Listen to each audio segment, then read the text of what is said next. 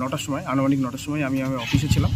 সেই টাইমে অলোক বিশ্বাস যে কিনা এই ব্লকের কি বলবো মানে জমি মাফিয়া থেকে শুরু করে যে কোনো বিষয়ে কন্ট্রাক্টর মানুষের জমি জোর করে, যেখানে ডিসপুট জমি আছে সেখানে জোর করে জমি আদায় করে নেয়। এবং 2018 সালের আগে ওরা দলটা করতো, তৃণমূল কংগ্রেস করতো, কিন্তু 2018 সাল পর্যন্ত দলকে ভাঙিয়ে যেভাবে ওরা কোটিপতি হয়েছে, আজকের দিনে সে তার একসময় টিনের ঘর ছিল, সে আজকে রাজপ্রাসাদে বাড়ি করছে, মিনিমাম 100 কোটি টাকার মালিক।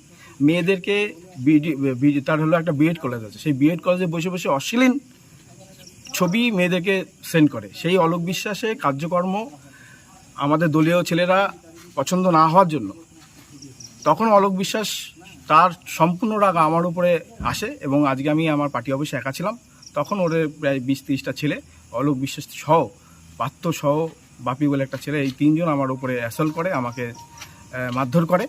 ওদের টার্গেট আমি, যে আমার জন্য ওর রাজনৈতিক ক্রিয়া শেষ, ও তুলতে পারছে না, কোনো কাজ করতে পারছে না, দলের জায়গা পাচ্ছে না। দল আমাদের পরিষ্কারভাবে এই সমস্ত মানুষদের দূরে সরিয়ে দিয়েছে, সেই সমস্ত মানুষগুলোকে বিজেপি করছে। আমরা স্বচ্ছভাবে রাজনীতি করছি বলে সেই দলের মধ্যে আসতে পারছে না। বিজেপি সম্পূর্ণ তার বিজেপির প্রধানদের সাথে সেটিং করে কন্ট্যাক্টই করছে। সেই অলোক বিশ্বাস আজকে আমাকে মারধরটা করলো, তাই আমি এসেছি থানায় আমি কমপ্লেনটা করে গেলাম। আমরা সুশান্ত মণ্ডল, নদিয়া জেলা উত্তর তৃণমূল যুব কংগ্রেস সভাপতি। আমি এই ব্লকের মাদারের ব্লকের সম্পাদক অলোক বিশ্বাস। আমি আমার বাজারে আমার যাই ঘর আছে ওখানে আমরা বসি, একটা পার্টি অফিস, তৃণমূলের পার্টি অফিস, ওখানে বসে আমার দিব্যেন্দু বিশ্বাস বলে একটা ছেলে, আমাদের ছাত্রের ব্লকের সহ সম্পাদক, তাকে সে এসে বলে যে আমাকে প্রচণ্ড মেরেছে সুশান্ত মণ্ডল আর ওই আরও 2টো ছেলে সঙ্গে ছিল, ওরা মেরেছে, মেরে আমার ফোন কেটে দিয়েছে। এসে ছেলেটা হাওয়া করে কাঁদছে আমার কাছে। তখন আমার এখানে অনেক ছেলেপিলে ছিল, সবাই ছিল মোটামুটি। আমার ছাত্রের রাকেশ ছিল, ছাত্রের সভাপতি নদিয়া জেলার, পার্থ ছিল, প্রাক্তন ছাত্রের সভাপতি।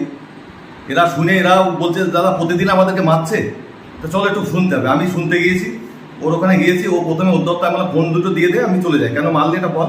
তখন উদ্যত্ত হয়ে আমাকে মারতে আসে, আমাকে প্রচণ্ড ধাক্কি দেয়। তারপরে আমিও একটা ওকে ধাক্কা দিয়েছি। দেওয়ার পরে পুলিশ এসে আমাদের ঠেকিয়ে দেয়, আমাদের চলে এসি। তারপরে এসে আমার এখানে এসে ওরা ভাঙচুর করে, করে।